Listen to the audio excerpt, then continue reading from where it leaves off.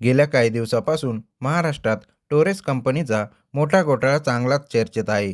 कारण मुंबईमध्ये टोरेस नावाच्या ज्वेलर्स कंपनीने कमी कालावधीत दुप्पट पैसे करून देण्याचे आमिष दाखवत अनेक गुंतवणूकदारांची मोठ्या प्रमाणात फसवणूक केल्याचा धक्कादायक प्रकार उघडीस आला होता.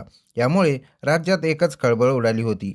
या प्रकरणाचा तपास पूर्ण होण्यापूर्वीच महाराष्ट्रात असाच एक नवा घोटाळा उघडीस आलाय. यावेळी तब्बल 35 कोटींचा हा घोटाळा आहे. या प्रकरणी गुजरातच्या कंपनीने महाराष्ट्रात तब्बल 800 लोकांना गंडा घातला आहे. मुंबईत टोरेस कंपनीने गुंतवणूकदारांना घातलेलं गंडाचं प्रकरण ताजं असतानाच हा घोटाळा उघडीस आला आहे. त्यानंतर छत्रपती संभाजीनगरमध्ये देखील अशाच एका कंपनीची भामटेगिरी समोर आली आहे. छत्रपती संभाजीनगरमध्ये क्विक स्टार्ट या कंपनीने जिल्ह्यातील तब्बल 800हून अधिक नागरिकांची आर्थिक फसवणूक केली आहे.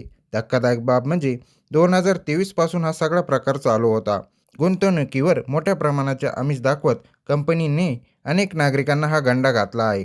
सर्वात विशेष बाब म्हणजे एकट्या छत्रपती संभाजीनगरात 3 कार्यालयामधून या कंपनीचा गोरखधंदा चालू होता. या प्रकरणी छत्रपती संभाजीनगरमध्ये गुंतवणुकीवर तब्बल 3% परतावा देण्याचा आमिष दाखवून गुजरातच्या क्विक स्टार्ट 24 या ग्रुप कंपनीने 800हून अधिक गुंतवणूकदारांकडून 35 कोटी रुपयांची उकळून कार्यालयाला कुलूप लावून फसवणूक केल्याची बाब समोर आली आहे.